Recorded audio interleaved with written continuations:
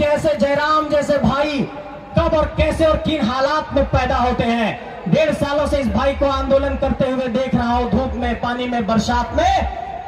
जब इस धरती पर वेदना, जुल्म, शोषण की पीड़ा, जब लगातार हमारे जमीनों पर कब्जा करके फैक्ट्रियां स्थापित की जाती है और आप चपरासी की एक नौकरी मांगने जाते हैं तो आपके आवेदन को उसी दरवाजे पर फाड़ करके फेंक दिया जाता है। तो ऐसे हालात में जयराम जैसे शख्सियत पैदा होते हैं, ऐसे हालात में जयराम जैसे भाई पैदा होते हैं। और इसलिए मैं ये कहना चाहता हूं कि इस आंदोलन की आग को दबने नहीं दीजिएगा।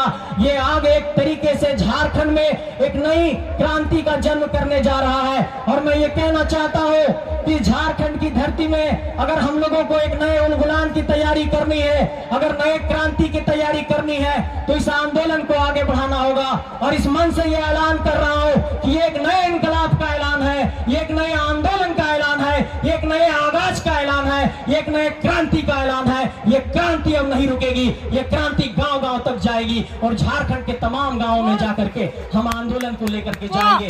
साथियों, कुछ और कानूनी बात करना चाहता हूं, 2-5 मिनट और लूंगा।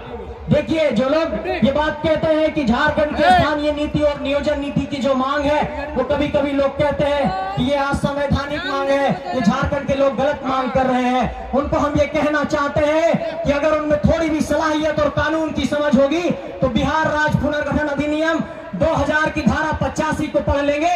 उसमें साफ तौर पर यह लिखा हुआ है कि संयुक्त बिहार के समय का कोई भी अधिनियम, कानून, अध्यादेश झारखंड सरकार भी उसी रूप में लागू कर सकती है, सिर्फ वहां पर बिहार शब्द का इस्तेमाल कर लेगी।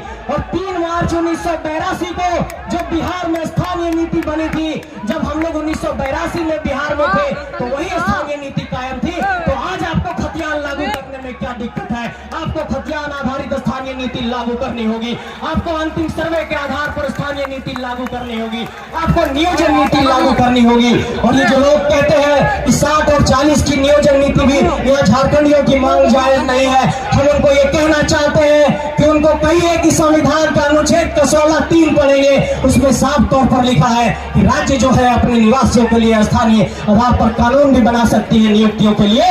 तो ये मत सोचिए कि ये झारखंड के लोगों की मांग जायज नहीं है। अगर हमारी मांग नाजायज होती तो इतने लोग यूं ही नहीं आते। इसलिए हम ये कहना चाहते हैं कि इस आंदोलन को एक साथ दीजिए, इस आंदोलन को एक नए मुकाम पर लेकर के जाइए। ये आंदोलन चुनावी राजनीति के रास्ते सत्ता के गलियारे तक पहुंचे, ये हम चाहते हैं और ये शुभकामना देना चाहते हैं। मेरे साथियों, एक बार जोर से नारा लगाइए, जय झारखंड, जय झारखंड, जय झारखंड।